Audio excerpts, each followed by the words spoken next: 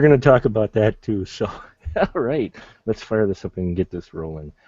Uh, and welcome to another edition of the Spoiler Room. And folks, never let it be said we don't bring you interesting and, well, some would say entertaining films. And tonight I've got a doozy of one for you. And I got a great crew assembled here to join us in our group therapy session over the film The Thingy. And first off is the man and the reason why we watched this film in the first place, one and only Asteroid Z's own Derek Carey. Hello, Derek. Mark, I am in no way, shape, or form going to take blame for the three of you guys watching this film. I merely posted online that I saw a film that blew my mind and that I was thinking about it 3 days later. You guys took it upon your own volition to go and find it and then watch it. So I take no blame. But it's nice to see you, Mark. Thanks for bringing me up. Oh, we're glad to have you here, Derek. And next to Derek is the diva of the spoiler room. She's back once again. Dawn is here with us. Hello, Dawn. Hello, gentlemen. Glad to have you in here to get a female perspective on this interesting film. And next to Dawn, he is back once again, Mr. Jason Zuliger. Hello, Jason. Well, hello. I am also happy to be here. And Derek, if you post something like that, there's no way I'm not gonna watch that movie. I mean, that's like just the greatest invitation ever. That it blew your mind, and you're still thinking of it 3 days later. I have to watch that. I have to. I know it's just like putting chum in the water, you know. Exactly. It's like here or a placenta. As I said, I can take no blame. I only posted what my words do to your feeble psyche. That is up to you. I take no blame in that. And it's an interesting commentary that Mark very specifically asked me if I was interested in it. Well, Dawn, I do know you're always looking for unusual films. So Love Trauma. And you love Trauma. And this one is definitely put out by Trauma. It is called The Thingy, and I left off the subtitle on the title of this podcast because that kind of takes away some of the excitement and fun of the fact this is Confessions of a Teenage Placenta. Yes, that's right. It's the heartbreaking story of Luke, who we see from birth through his teenage years and the trials and tribulations he has to deal with as he comes of age. And yes, he's a living placenta. Damn it. I can't even say that right without this film. Oh, my Lord. Derek, how did you find this film? Amazon Video Direct right now, and if you aren't aware of what this is, it's a service that Amazon has put out through their Prime membership for filmmakers to upload their films in for free. Now you can get your film onto Amazon Prime by just uploading it via their service and making sure the only caveat is you have to put closed captions on your film. So now it is this wild west of indie films that you would never hear of, you would never see, and they're on a major streaming platform that's in just about everyone's household and on everyone's smart TV. And Amazon Prime, seeing how it's tied to the actual Amazon.com experience where you get free shipping and all this other stuff on just goods alone, so many people have this, that this is an amazing opportunity right now to be able to get independent film out to the masses. And because of this, it is an exciting time for exploitation film fans such as myself, because honestly, I don't think I would have ever found this movie if it wasn't for Amazon Prime right now. I have been almost obsessed with Amazon Prime since this service went into motion. I put our film Hole in the Wall up on it. It's been getting out there. It's finally getting seen by everyone. I've been getting good and bad reviews back on it, which was to be expected. But because of this, I'm very interested to see who else is putting stuff on there.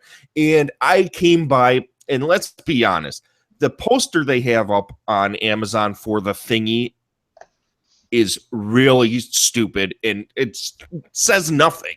Yeah. It literally is just The Thingy and a hand holding an umbilical cord.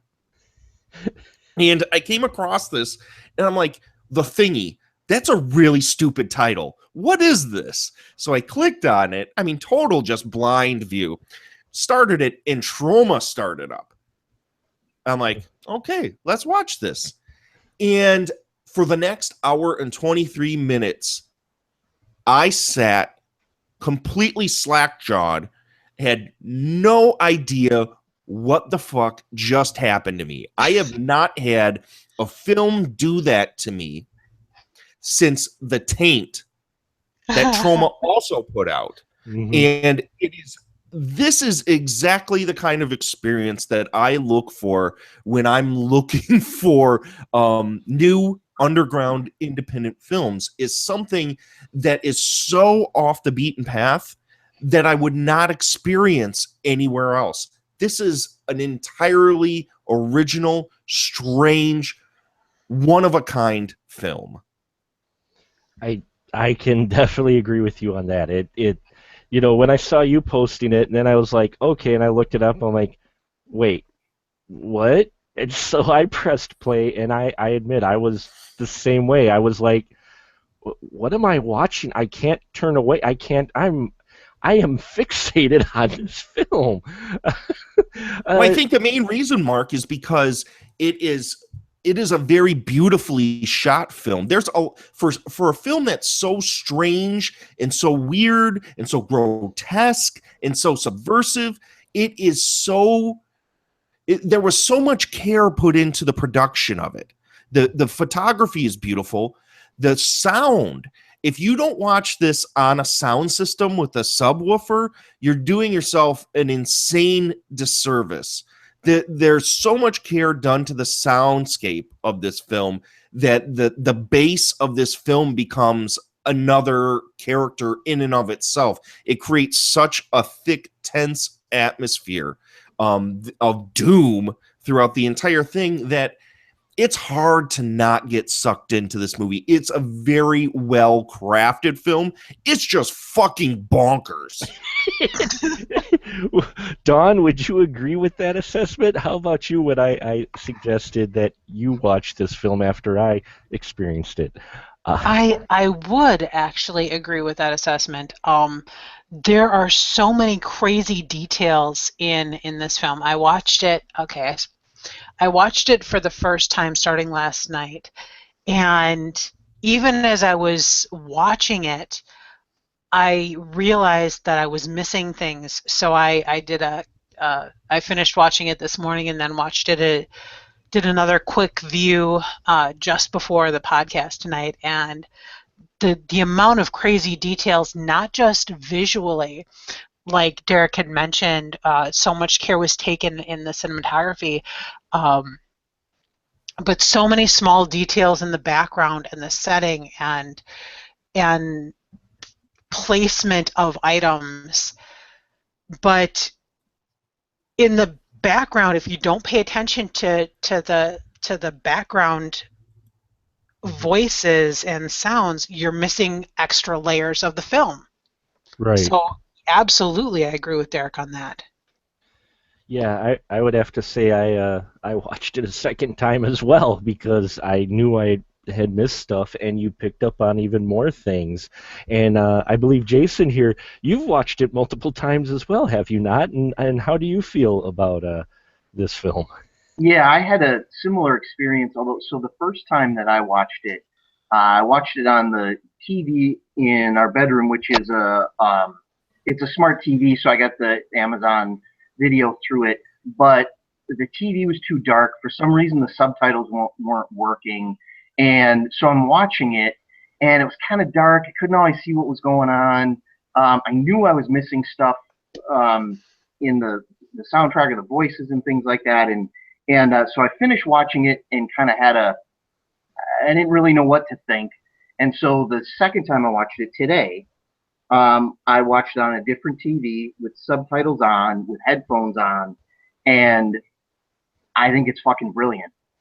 I, I, to Dawn's point, to all of your, there's so many details, and I was picking up so much stuff in the background, and it took me well over an hour and a half, probably over 2 hours to watch it, because I kept rewinding stuff and paying attention to details and like, what is that? And did I just see that in the background? And I rewatch stuff, I re-listen to stuff, and it was just, the details are awesome.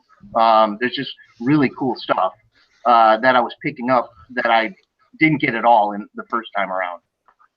Yeah, and the frames, especially when we get into the household of sorry, I chuckle a little saying it just because I can't believe I'm saying it, but of Luke, the living placenta, and his single parent, Marianne, there's so much detail. You're right. It's such a dense frame in that house. Derek, you're the director, filmmaker guy. Wouldn't you say that in that house, there's so much going on in each frame or each scene when you're getting it that it's kind of hard to take in on the first viewing? Well, I think a lot of care was done to the mise-en-scène of the film. There's just there was a lot of art direction. There was a lot of care for composition. There was a lot of care for having things feel very cinematic. But there was also a ton of care done to turning everything that you would see in a typical, and let's be honest, this is a coming of age story, turning it on its head as if you've walked into Bizarro land. So if you were, let's just say this film essentially is your typical coming of age story for a teenage boy, only the teenage boy has been replaced with a squishy little pink placenta that looks like Belial from the Basket Case movies. And he rides around on a toy car and leaves slime trails, has one eye that just moves all over the place, and one hand, and people talk to him like he's just a normal person. This is what works about this movie, and why you focus on all of these details is because you kind of already seen the plot before in other movies. And what this movie is doing is taking that convention and totally putting it through a lens of bizarro, over-the-top gonzo. Like, we are going to take what we feel are the how can I put this? Are the cliches of American culture or of this story, and how do we make these as out there as possible? This story posits that this mom, who is obviously a guy, that is a weightlifter with one big huge arm. Mm-hmm. Not unlike if you had seen what is Shyamalan's movie, the Lady in the Water, Mm-hmm. where they have that character with the one big arm. The mom, the movie starts out with them she's a weightlifter that goes to competitions. Who knows for what? She's got one huge arm. I don't know. It doesn't matter.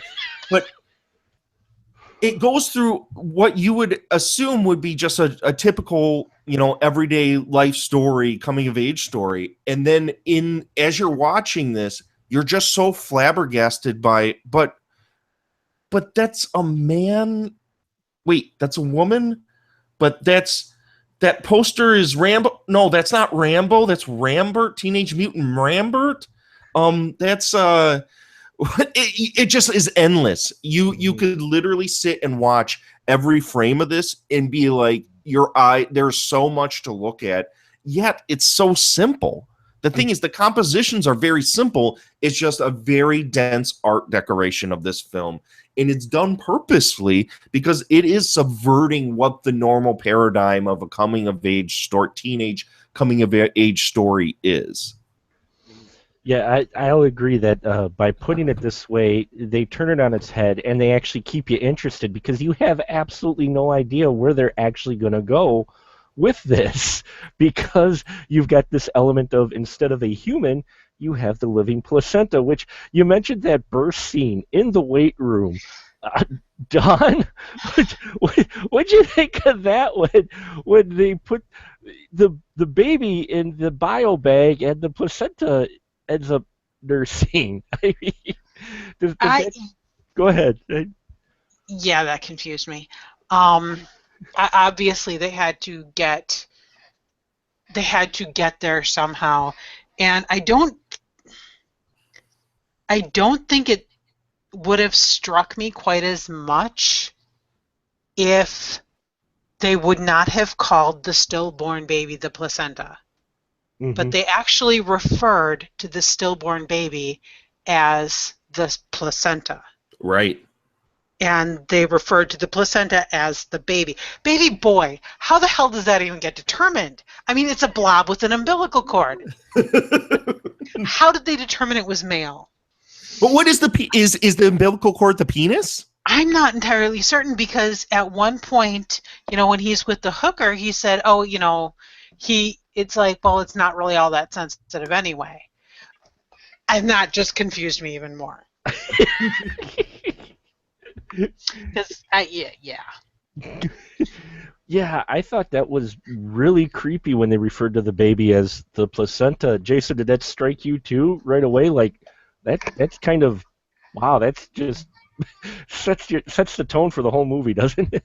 Yeah, well, and I was a little bit confused too because in the back of my head I'm like, isn't there something about because through the whole movie there's all this stuff about eating and you know the one Rihanna trying to bite or eat Luke and at, of course the very final image. But and she mentions Marianne mentions in the very beginning, something about I'm going to take the placenta home and eat it later. It's a family tradition, and Yeah. so I looked it up, and it's uh, placentophagy.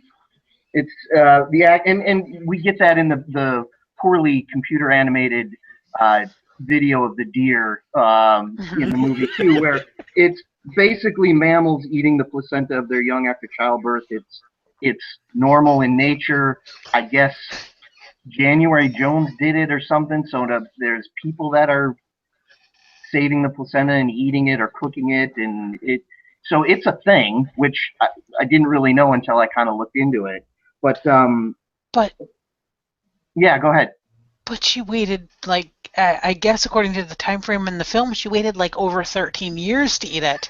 Was it 13 or was it 5 years? No, it was over 13 because at one point they reference him being 13 years old before she eats the dead stillborn baby. Which it was they Because he was in high school yeah or junior high or something. yeah That was that creepy. that So was I for some reason totally did not get that the first time I watched it. I'm like, there's something in the freezer. I don't know why I did my head didn't put it together. And then I think it was because I was watching on the shitty TV and there's a dark blob in the oven. I'm not exactly sure what that is. I didn't put it together. And then the second time I'm like, holy shit, that's a baby in the oven, or the placenta, or what the as they were calling it. But yeah, that was the time. The time was weird because years passed, you know, well in a very short span. So well they do keep those who eat the placenta because I actually knew something about that. I don't know why I knew this. Because you're Mark. Cause but I knew there were people that had done this, and they're supposed to leave it in the freezer and then eat it on the first year birthday, I think it is, or is when they're supposed to take it out of the freezer and eat it. So I thought it was odd too that she kept it for 13 years. Never mind the fact it's an actual stillborn baby.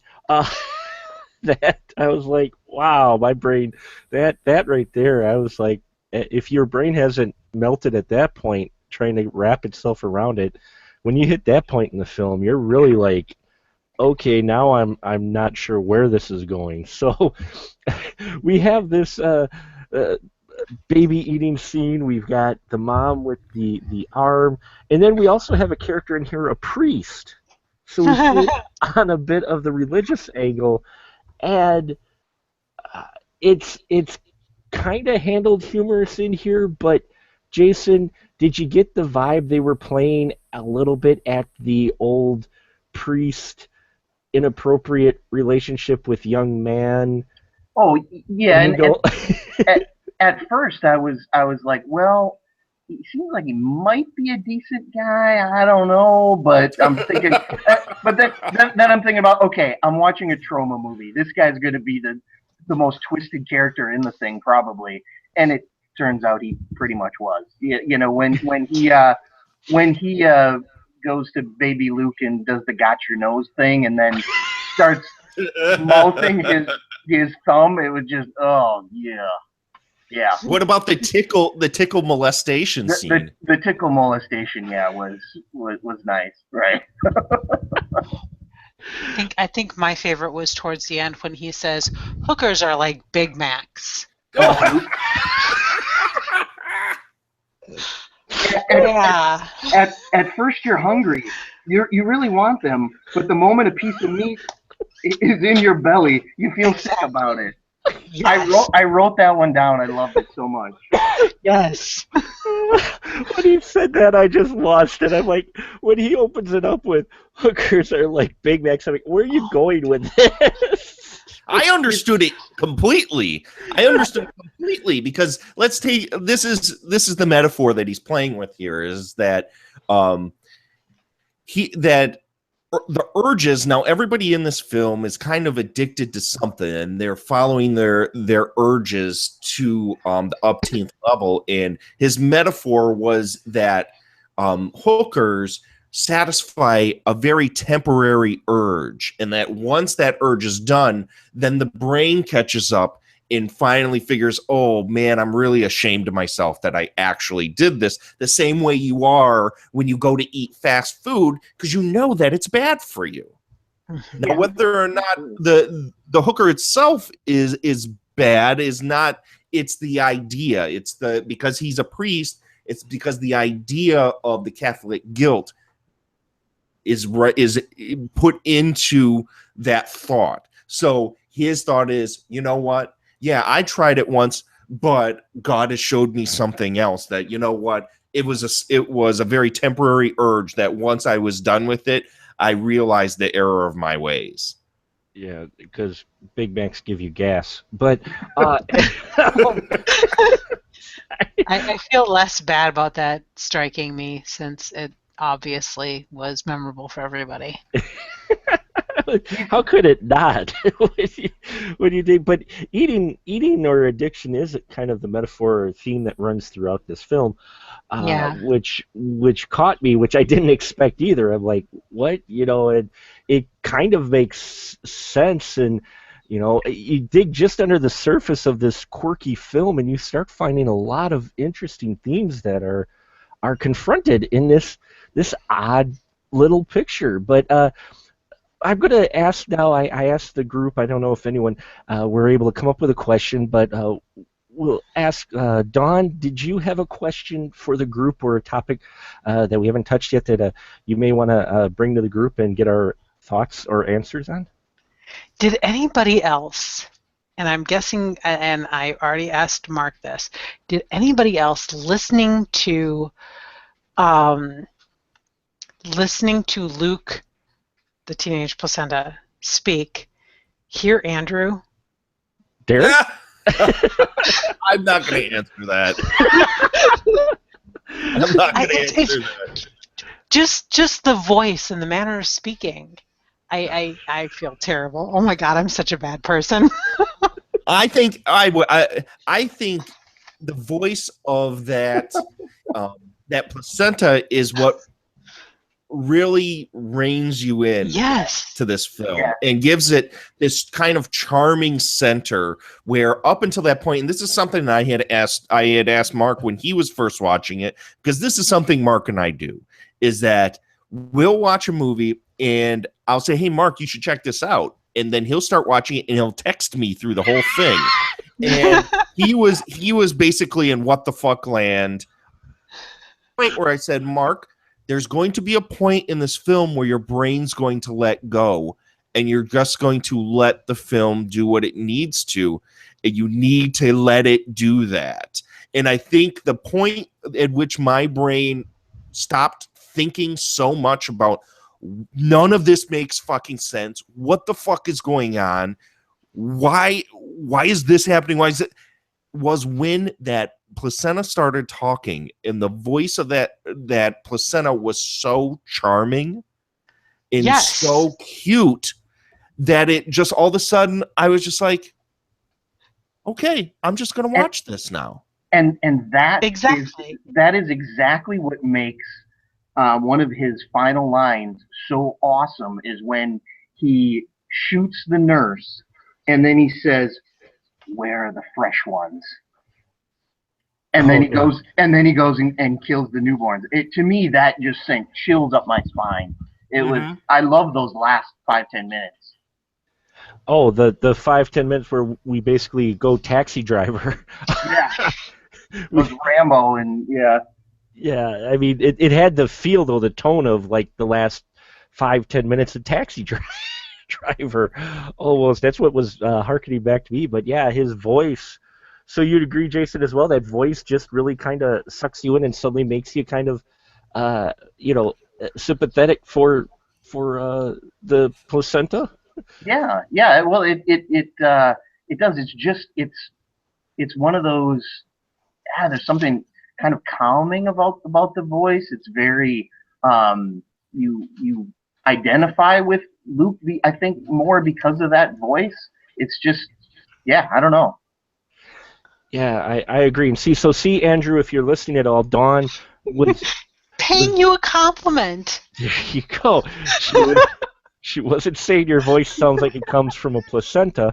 She was saying that it was very calming and engrossing, and it keeps your attention. Right, Dawn? That's what you're doing. Absolutely.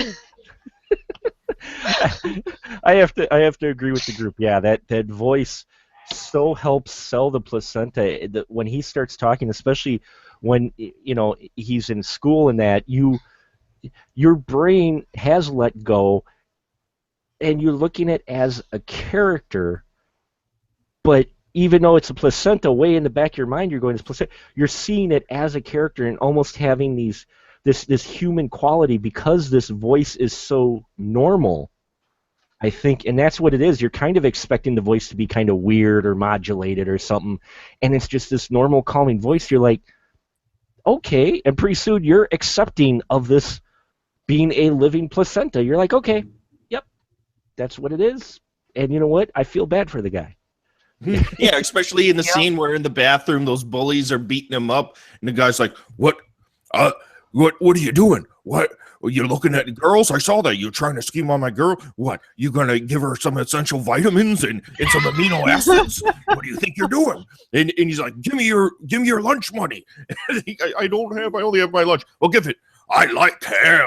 That whole sequence just kills me. There's like the thing about this movie that really gets me is, and this was the question I was going to bring to the table was, sure.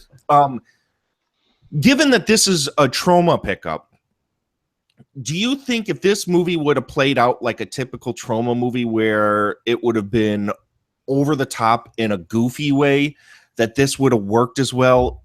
If it, unlike how this film was very somber and very dark and played straight. Yes, there were a lot of funny things because it was kind of ridiculous, but they weren't they were played seriously. Do you think it would have worked as well if it would have been the typical kind of gonzo silly trauma flick? Dawn, why don't you answer that first, since you are the big trauma fan? I probably not. I'm trying to think of I'm trying to think of other trauma flicks, and since you mentioned it earlier, The Taint is certainly one that is over the top, ridiculous, silly. I think not only the entire tone would have been changed. Obviously, had they gone with the over the top, but I think the entire way they filmed it would have had to have changed too, and it wouldn't Yeah. have had those multiple layers and those extra dimensions they had through the sound and cinematography would have been completely. I don't think they would have been as appreciated. Hmm. Yeah, it wouldn't if the ending had gone goofy, it wouldn't have been true to the rest of the film, and it Mhm. just would have been I think a big disappointment after the rest of that film. I mean, there's actually some touching parts in this movie. I mean, when he's with the prostitute and they're going through his binder of cigarette warnings that he collects. I don't know. That was just weird. But I mean, it's actually, someone showing him kindness, and then when he gets his heart broken after that, I mean, it was actually pretty touching, yeah, I just think they would have had to, if they would have redone the whole movie and made it goofy. Oh, maybe that would have worked, but yeah, they couldn't have just went goofy with the ending because it wouldn't have been true to the rest of the film. I don't think. Yeah, I was. It was funny because I knew with the Troma opening in the beginning, even though they just distribute a lot of these films, they do sometimes put their own little spin or add a little scene or something. So watching it, I did not expect it to take the serious, dark tone that it did at the end, but I was happy it did because it adds weight to his character and it fit the rest of the film. It didn't go, it went to a dark place because, and by that point in the film, as we mentioned before with the voice and how they established this character, you're not thinking of goofy placenta guy. You're thinking of poor Luke, who is in this family that his mom couldn't let go, and he's been trying to be eaten by the girl of his dreams, and the prostitute you find out didn't really like him when she was trying to say he was. And I mean, you got all these emotions that you've traveled with him, so you're not seeing goofy placenta boy killing firstborns. You're just seeing Luke going off the deep end, and you feel bad for him. Yeah, there's an arc. There's a legitimate arc in this film, and the tone is. If you are a fan of Troma flicks and you gravitate towards stuff like Combat Shock or Unbreakable, I really think you'll probably like The Thingy because in tone, I think it has a lot in common with Combat Shock, where it's just it's so bleak and it's so oppressive. The thing that's different is there is this underlying charm throughout this film that keeps it from being a doom fest, which it could easily be because the rumbling of sub-bass frequencies goes through the vast majority of this movie. And it creates an unease. There was a film, Gaspar Noé's Irreversible did a similar thing where he played, was it a 20 or 30 hertz tone through the first 20 or 30 minutes of Irreversible. And it is commonly known that this tone, if played for extended periods of time, can legitimately change the way that you feel and the mood that you feel, and make you irritable. And there's a similar type of thing that's going on in this that escalates throughout the film. And I also agree with you guys. I don't think that if this was played for laughs, which it is to a certain extent at times, if it was more of a goofy kind of Troma flick, it would not have worked whatsoever. Well, and the laughs are the simple beats that you get in any coming-of-age film, actually, is you get a little bit of a humorous look to help relieve, I think, your audience just a little bit before you go back into the real life situations of bullying, puberty, and heartbreak. I think you need that in there, but it's not done to the extent you would think they would do with a film about a talking placenta. And so that's what just is amazing about this movie and what caught me. So yeah, the goofiness just wouldn't work because it would take away about what you can see as the art and work that actually went into this film, more so than just being this kind of shtick thing with the main character. So yeah, excellent question as well. Uh, what about you, Jason? Did you have a question for the group? Well, one of the things, again, watching it the second time and picking up on so many little details, I was just going to ask the group if they noticed something they think that maybe other people might have missed, some little detail, some whatever that they'd want to call out. And I can provide one, or I can wait till the end. Well, let's ask Derek first because everybody's here seen it multiple times. But we'll start with Derek. Derek, is there something or some detail you think people might miss? I mean, you kind of mentioned already the bass, the sound of it, but anything else that that you caught that you think people might miss? I think that there's just so much going on in this flick. I think this is a movie that begs for you to watch it multiple times. Not only because the first viewing is kind of like a sledgehammer to the face, and it's so out of the normal spectrum of what you're accustomed to watching that you almost need a second viewing to get beyond that feeling of shock, to be able to sit down and really assess what is going on. But I think the thing that's going to fly by people is something that we talked about before, is the fact that this is a very normal coming of age story.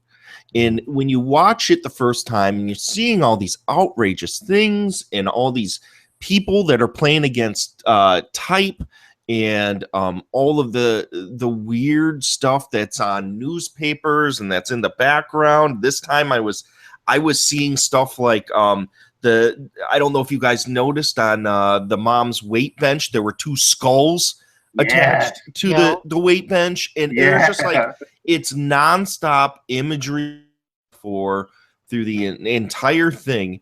But I think the thing that a lot of people are going to miss on their first time viewing this is kind of the tenderness of the dialogue, and how this is kind of, if you were to strip away all the nonsense that's going on, this is a pretty typical coming of age story that really there's really no cussing going on in this movie other than maybe a handful of times.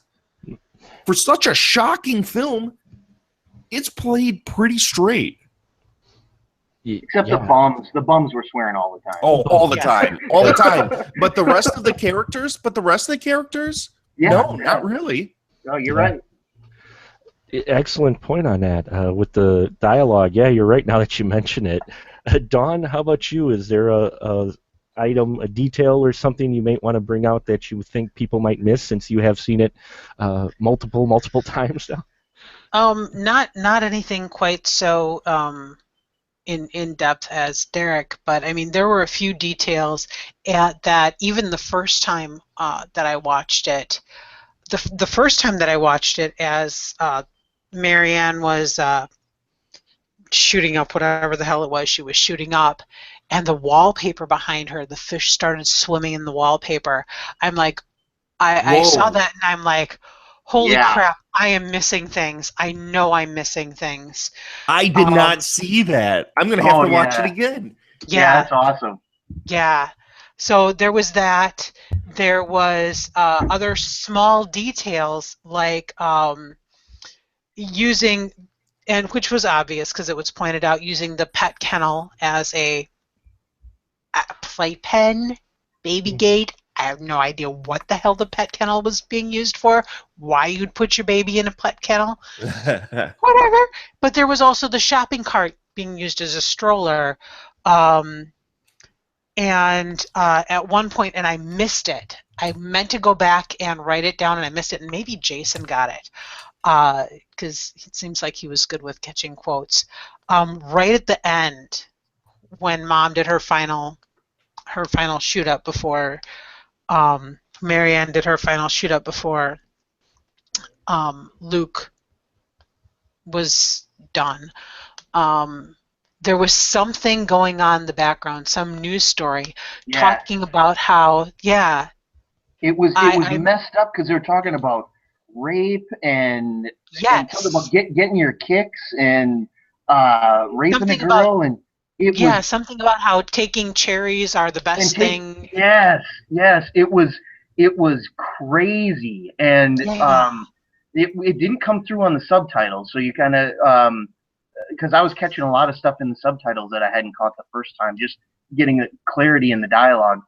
That didn't come through, but it was pretty loud in the background, and it was. It was, and I caught it, and I didn't go back and write it down, but I remember thinking how completely messed up it was, especially in juxtaposition to the scene that was occurring. Absolutely, and I don't know. I was going to go and look in the credits to see if they credited any movie or something, where it maybe came from.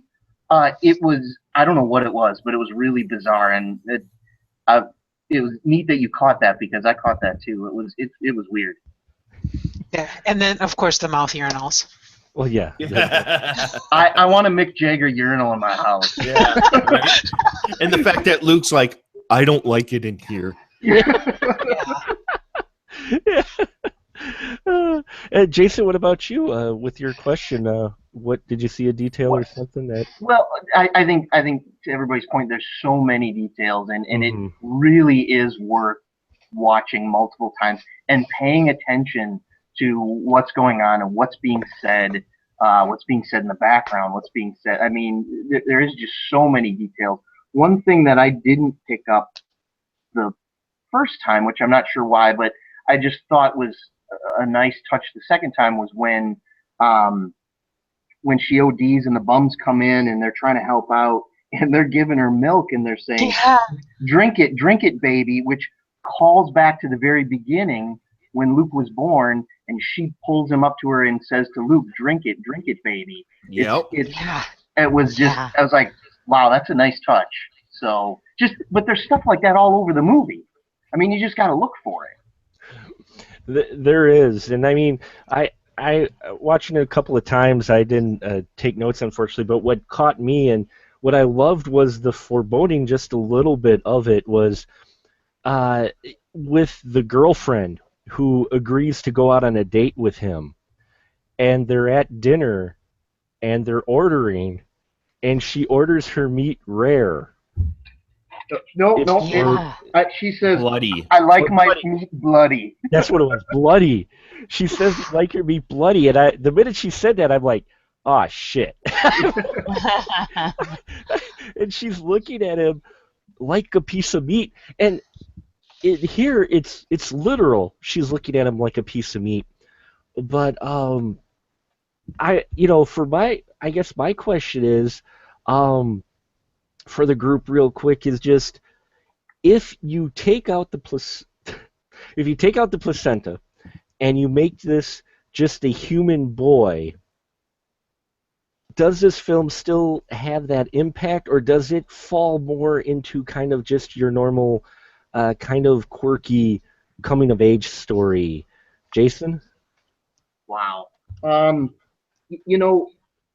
I did think about that a little bit because a lot of it, as I think Derek or someone said earlier, is it's just like a coming of age story, and but instead of a boy, they insert this living placenta, and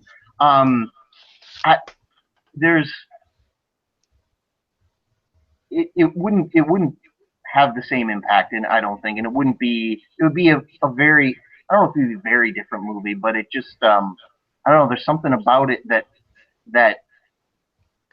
I don't even know I don't even know how to express what I'm thinking right now. That's Maybe somebody else can step in Derek, here. Derek, how about you? If you replaced Luke with a human boy, and granted, you'd have to redo some of the metaphor that they have in here with especially the end scene of the eating. But do you think the film becomes kind of just a regular tale, and it doesn't kind of elevate it bit? I don't think it would work. I think the reason why we're having this discussion is because that element has been taken away from us, and it's made us kind of focus on everything that's surrounding it. I think that was a very deliberate move, and as I said before, this movie is about turning typical cliche convention on its head and making you think about it. It's about metaphor. It's all about normal life and how and kind of opening your eyes to the ridiculousness of people's personal pursuits and how people are towards each other and how people are towards people that are different, that are weird, what growing up is like, how we treat bums, and how Luke treats the bums as like they're normal people, yet the adults treat them like pieces of shit. There's just, if you take Luke and just make him a boy, it still would be a disturbing film. It wouldn't have the symbolic edge, Mm-hmm. and it wouldn't mean nearly as much.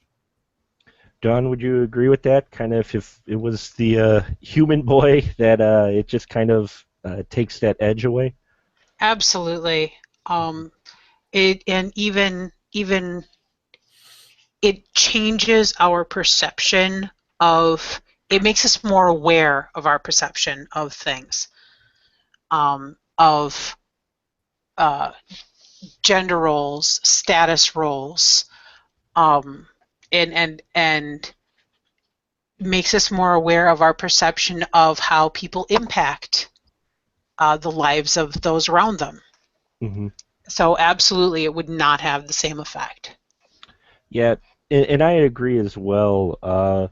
I think by them making this film the way they did, and I mentioned it in the review I dropped as well, that because of your main character being this so out of left field type of person, it makes you focus on everything else more intently. You give it more scrutiny. It brings more focus to it because it's like the bullying felt a little bit stronger in this, that they're picking on this just blob and they're just beating the crap out of it, and you're just like, I mean, I watched that scene and I'm like, stop. I'm like, poor Luke, and I'm like, wait, it's a placenta. What the hell? But it made you a little more sensitive, I think, because he is so different that it heightens everything, your perception of everything around him, and it comes into more focus. And yeah, if it was another boy, just like, it's just another nerdy kid getting bullied. But in this case, it's something not human, and yet you feel sympathy for it. He gets his car set on fire, and you feel bad for him because you're like, oh no, how's he going to get around now?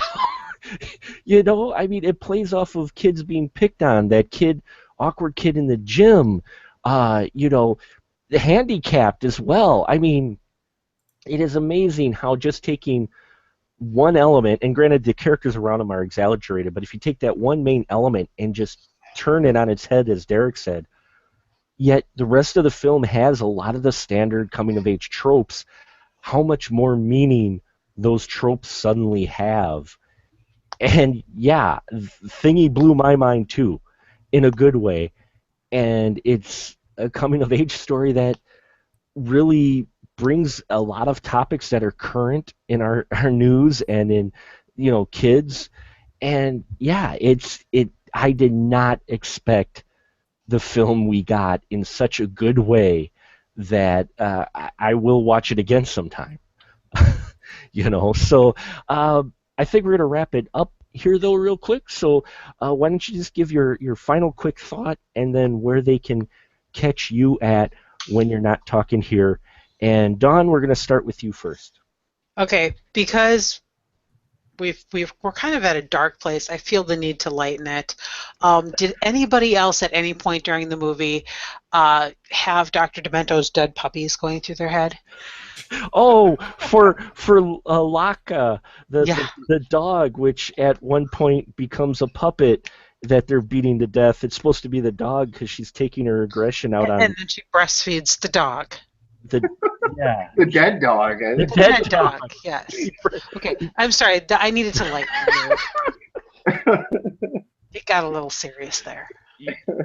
Yes, folks, there's breastfeeding of a dead dog in here. There you go. A dog that was white at the beginning of the film and all of a sudden Yeah. turned black halfway through. Yeah.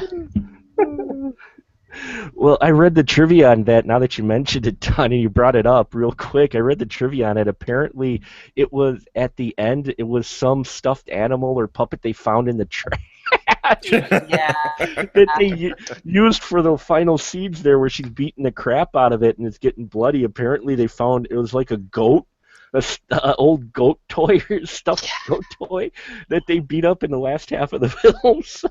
So, yeah, it's my final thoughts on the movie is it's crazy. Full of surprises, lots of what the fuck moments, and if you like trauma doesn't disappoint. Mm-hmm. Yeah, I definitely well said. And where can they find you when you're not here? In the audience, always in the audience. I'm a fangirl.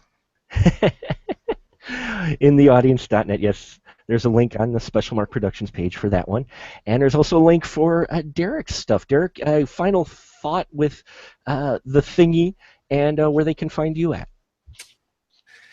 It's very rare that I watch something that so sideswipes me that it makes me want to watch it again almost immediately. For some reason, I forced myself when this was done to not watch it immediately again because my first instinct was to just hit watch again because it was just like I have not had that experience of watching something where I was just like, where am I? What the fuck is going on? And I love that. I love having films surprise me. And the thingy, I think most people would look at this in my girlfriend Amanda was kind of like, well, that was something.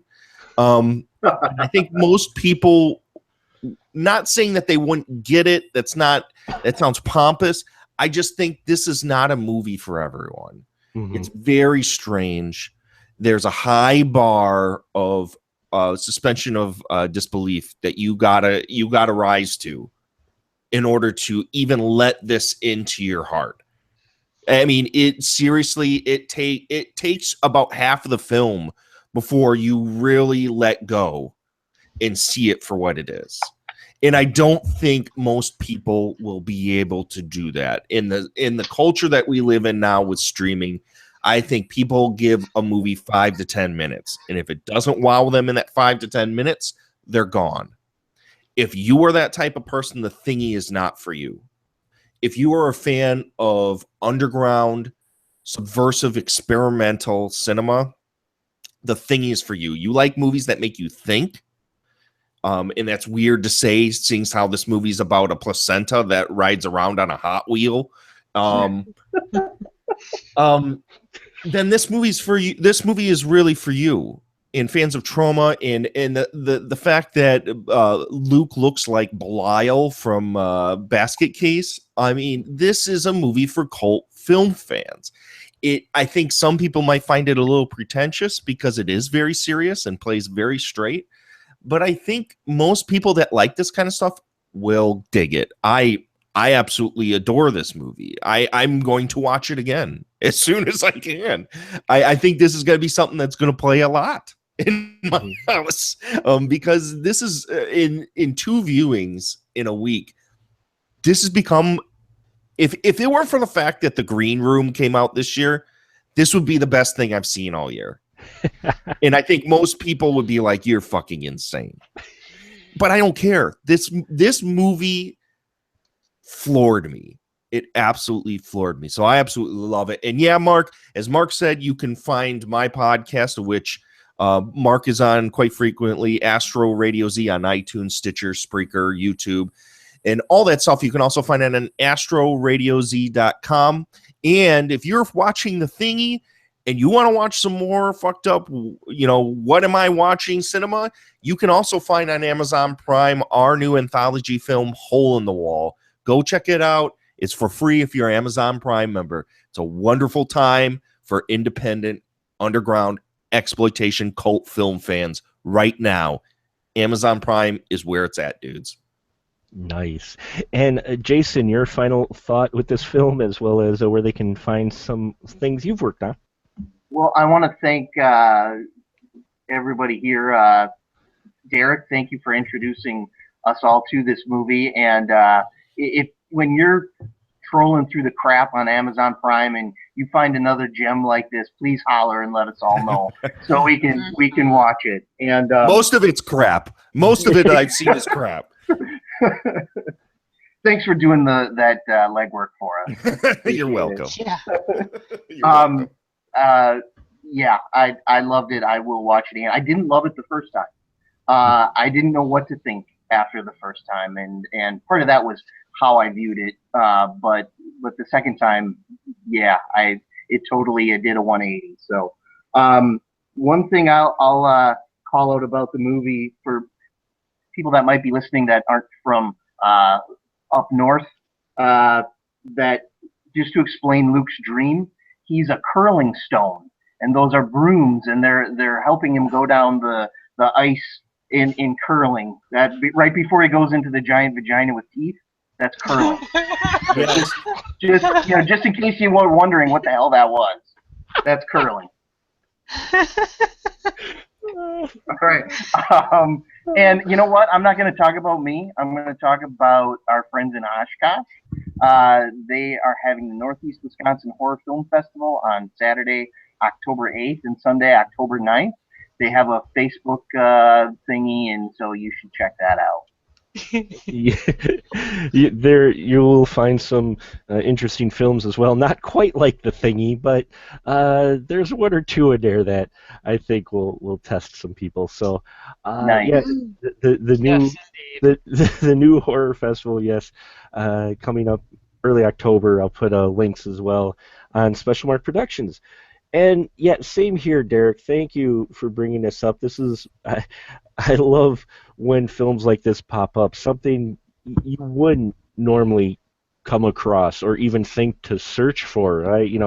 I don't go on the web and go, movies with living placenta. Oh yeah, but on the surface, yes, this film, first time watching, you're gonna go, wow. But you watch it again, and if you pay attention just a little bit, you're going to find that for the type of film this is, it covers a lot of ground. There's a lot of things going on, and it is at its core touching. It's dark and a little twisted, but also touching. And yeah, it's become one of my favorites to watch. It's great that we get movies like this now. With streaming, that we could see that would have just lived in festival circuit for a while or on a dusty shelf, one copy in the corner in a video store. The fact that you get movies now that you can experience. Folks, let's put it this way. You complain out there about how there's nothing original being made anymore. Yeah, watch this film, okay? Just watch this film. If you're thinking that it's all been done before, The Thingy shows you there is still ground to be found. There are still dark corners to explore, and The Thingy definitely takes you to a few of those places. So I want to thank everyone here tonight for joining me on talking about this unusual film. It had to be talked about because there is just, as you can tell, so much. Hope it wet your whistle for it. If you do check it out, please email us at spoilerroom spoilerroomsmp@gmail.com, or follow us on the Twitter at spoilerroompdcs, or follow me at moviemaniac3D, and specialmarkproductions.com for all your movie review and movie man needs. Thank you so much for everyone joining us on this discussion, and say goodnight, everyone. Good night, everyone.